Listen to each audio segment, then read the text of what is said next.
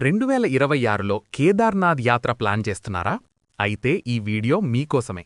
వీడియోని సేవ్ చేసుకోండి. నాకు టోటల్ 6 డేస్ టైం అయింది. హైదరాబాద్ కేదార్నాథ్ యాత్ర. ఎలా వెళ్లాలో చాలా సింపుల్గా చెప్తాను. ముఖ్యమైన విషయం, మొదట మనం ఉత్తరాఖండ్ గవర్నమెంట్ అధికారిక వెబ్సైట్లో రిజిస్ట్రేషన్ చేసుకోవాలి. రిజిస్ట్రేషన్ ప్రాసెస్ చాలా సింపుల్గా, ఈజీగా ఉంటుంది. ఎవ్వరైనా సులభంగా అప్లై చేసుకోవచ్చు. ప్రస్తుతం కేవలం కేదార్నాథ్ టెంపుల్ ఓపెనింగ్ డేట్స్ మాత్రమే వచ్చాయి. ఇంకా రిజిస్ట్రేషన్ ఓపెన్ చేయలేదు.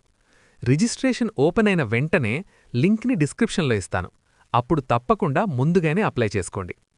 మొదట మన తెలుగు స్టేట్స్ నుంచి ఢిల్లీకి వెళ్ళాలి. ఢిల్లీ నుంచి రిషికేశ్కి ట్రైన్ సౌకర్యం ఉంటుంది. ఢిల్లీ రైల్వే స్టేషన్ నుంచి ఈజీగా రిషికేశ్ చేరవచ్చు. రిషికేశ్ నుంచి సోన్ప్రయాగ్కి షేర్డ్ టాక్సీలు లేదా రెంటల్ కార్లు అందుబాటులో ఉంటాయి. షేర్డ్ టాక్సీకి ఒకవైపు 800 నుంచి 1000 రూపాయల వరకు ఛార్జ్ చేస్తారు. సోన్ప్రయాగ్ చేరుకున్న తరువాత అక్కడే నైట్ రెస్ట్ తీసుకోండి. బడ్జెట్లో మంచి హోటల్స్, హోమ్ స్టేస్ చాలానే ఉంటాయి. తరువాత రోజు ఉదయం 3 గంటలకే ట్రెక్కింగ్ స్టార్ట్ చేయాలి. లేదంటే క్యూ లైన్ చాలా ఎక్కువగా ఉంటుంది. ఇది నా పర్సనల్ ఎక్స్పీరియన్స్. సోన్ప్రయాగ్లో మనం ముందే చేసుకున్న రిజిస్ట్రేషన్ ఫారం వెరిఫికేషన్ చేస్తారు.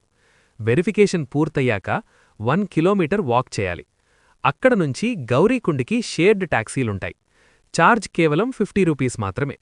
గౌరీకుండ్ నుంచే కేదార్నాథ్ ట్రెక్కింగ్ స్టార్ట్ పాయింట్. ఇక్కడ నుంచి మొత్తం 13 కిలోమీటర్ల ట్రెక్కింగ్ చేయాలి కేదార్నాథ్ ఆలయం చేరుకోవడానికి. ట్రెక్కింగ్ చేయలేని వాళ్లకు హెలికాప్టర్ సర్వీస్ కూడా అందుబాటులో ఉంటుంది. హెలికాప్టర్ డీటెయిల్స్ డిస్క్రిప్షన్లో ఉంటాయి. 13 కిలోమీటర్ల ప్రయాణం. ఓం నమఃశివాయ అంటూ ప్రతి అడుగు. చలిలో వణుకుతున్న శరీరం, కాని మనసంతా భక్తితో నిండిపోతుంది. రెడ్. చివరికి శివయ్య దర్శనం.